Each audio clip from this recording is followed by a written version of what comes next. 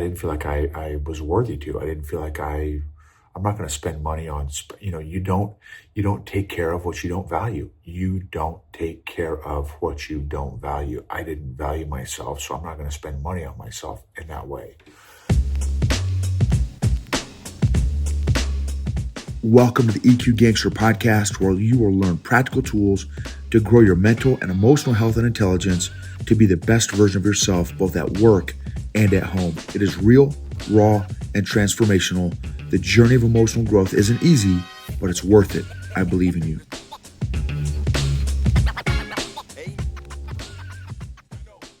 This episode is sponsored by Arrowhead Leadership Consulting. What are your organization's biggest pain points right now? Low EQ leaders, weak managers, toxic culture, high turnover, low engagement, leader development, lagging behind company growth, no company career path. Let us know if your organization needs leadership coaching, workshops, training, or keynotes. Visit arrowhead-leadership.com for more details. Arrowhead-leadership.com. EQ Gangsters, episode 500. Are you joking me right now? Episode 500. What? If you're on YouTube, I'm rocking the old Buc-ee's hat. If you've not been to a Buc-ee's, might be something to look into if you're traveling through Tejas. Buc-ee's is a gas station on steroids. Think about a Texas-sized gas station. That is Buc-ee's. I am thankful for Buc-ee's.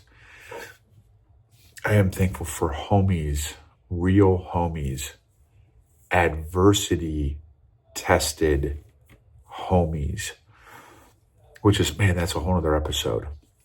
That's a whole other episode. How do you know if the homies you have will stick with you through adversity? That's a great freaking question. And I am thankful for adversity-tested homies. I am thankful for water. I'm thankful for vitamins. I'm thankful for exercise. I'm thankful for glasses.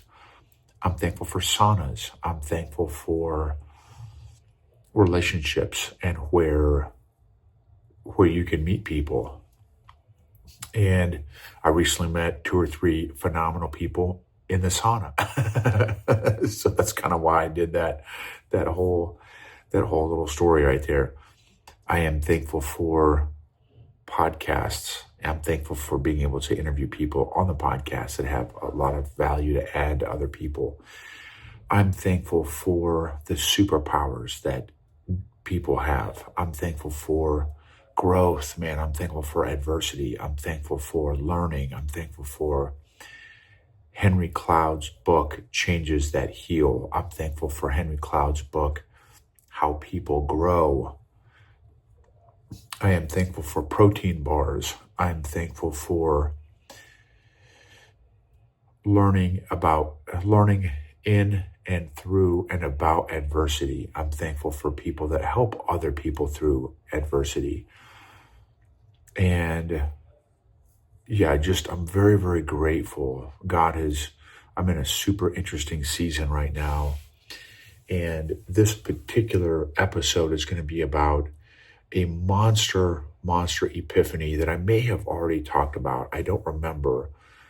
But if I did, it's big enough epiphany to repeat. So if you've heard this already, you're going to hear it again. And I think hopefully hearing it again will make you look at it again, think about it again, reflect on it again, which is something I've also been talking about on LinkedIn on a couple of posts, is reflection.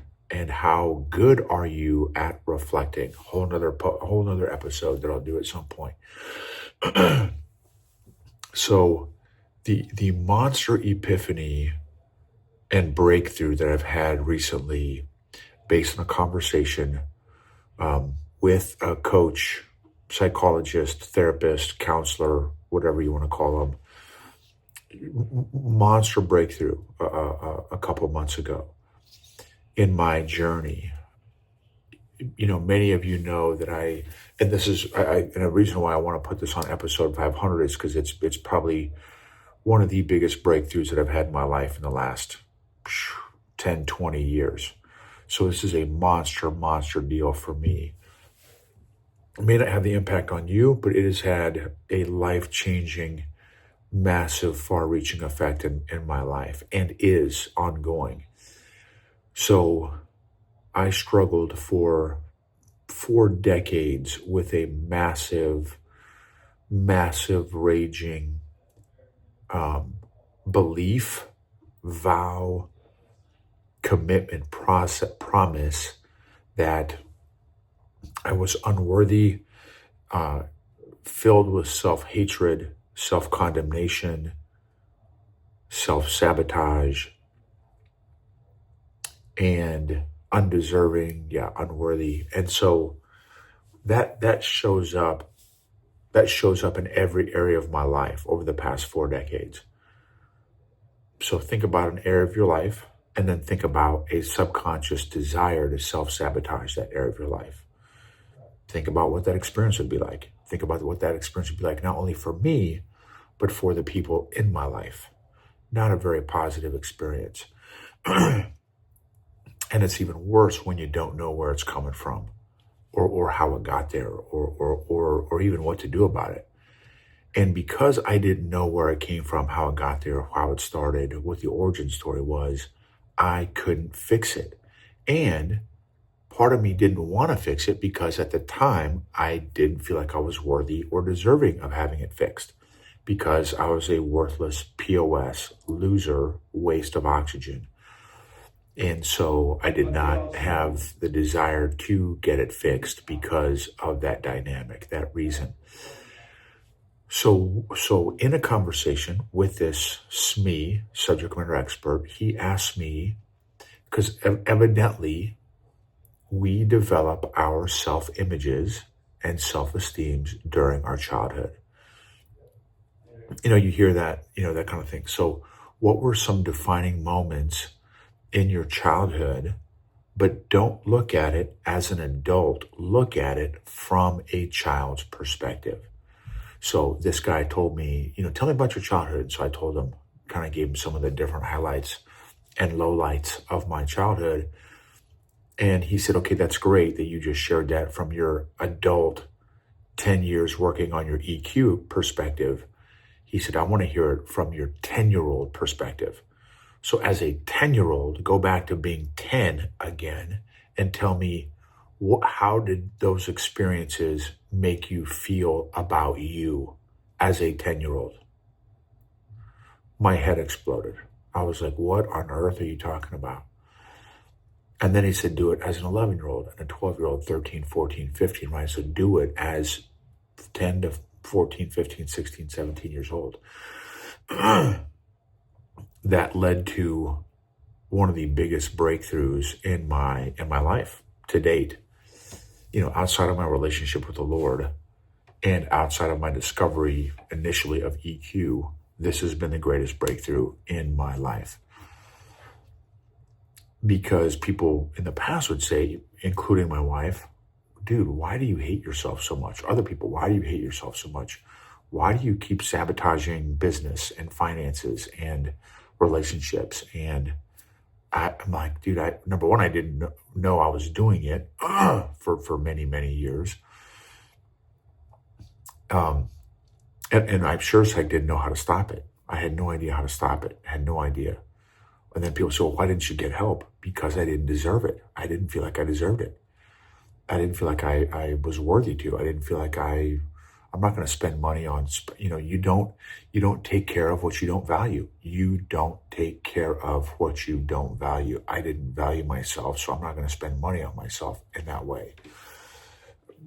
So once he gave me that kind of insight on, so the reason that I hated myself, and here's the other thing too. So I developed evidently as a kid during this, 10 to 16, 17-year-old time frame, I developed this mindset and thought process that I am not enough.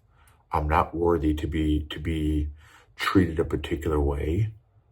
And then what happens is your brain, because it's a purpose driving and purpose finding machine, has got to make sense of that. And so it built a massive filing resource library to confirm and validate the story that I was a worthless POS and had no value as a kid. And that file was built not just during that decade, that from 10 to 17, 18 years old. So not just during those 7 years, but until 2 months ago. And so the thing that I tell a lot of clients, the question, so in the 25 years that I've been coaching leaders, 100% of the leaders, and I've coached hundreds of leaders, 100% of the time, 100% of the leaders exhibits behaviors as an adult as a direct result of their childhood. 100% from the high school student athlete that I've coached to the multi-millionaire retired CEO who's 75 years old, and everyone in between. Everybody exhibits behaviors as an adult as a direct result of their childhood. So the question is not, is your childhood affecting you? The question is, how is your childhood affecting you? In what areas is your childhood affecting you? How frequently is your childhood affecting you?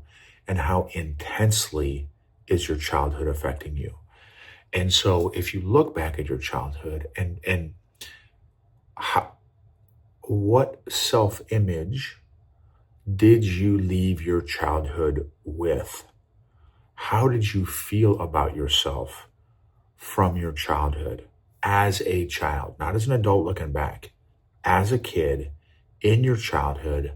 How did you feel about yourself? How did you transition into adulthood with the childhood self-image or view of yourself as you grew up and evolved? What parts of the research that your brain did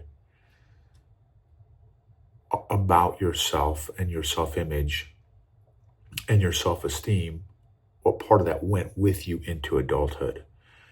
And what percentage of that was based on accurate findings, like for real, not stories, not inaccurate stories. Like I told myself that I was a worthless POS and I had no value and I was undeserving and I was unworthy and I deserve hatred and I deserve hatred and death and destruction. Those were the stories I came out of my childhood with.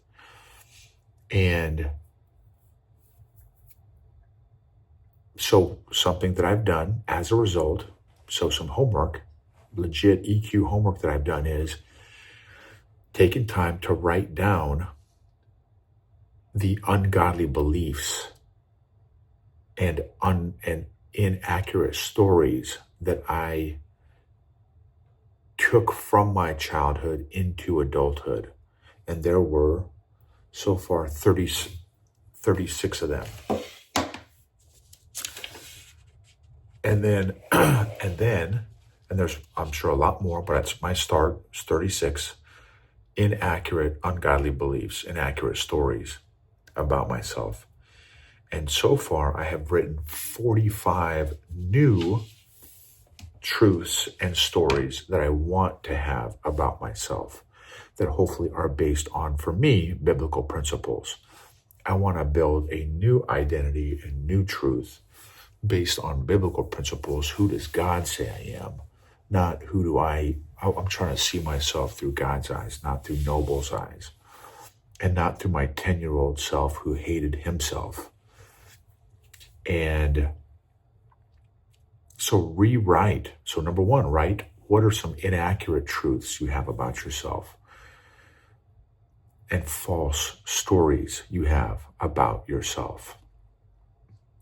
And rewrite some new ones, new healthy ones, based on today. How do you want to be? What's the healthy version of you look like? What's the mentally, emotionally, physically, spiritually, socially, financially healthy version of you look like? Develop a really good, solid, clear picture so that you, your brain, your heart can start pursuing that new picture, hopefully clearer picture, hopefully more accurate picture, hopefully healthier picture, and it will lead to real transformation for you, both at work and at home. Emotionally healthy people help heal other people emotionally. Thank you for those of you that have been with me from the jump. For those of you that are maybe new listeners or watchers, man, thank you. So grateful for relationships, so grateful. Some relationships for a season, some for a reason. And thank you for being a part of my journey and letting me be a part of your journey. And if you ever need any coaching or wherever you work, if you need some EQ training or workshops, please don't hesitate to reach out.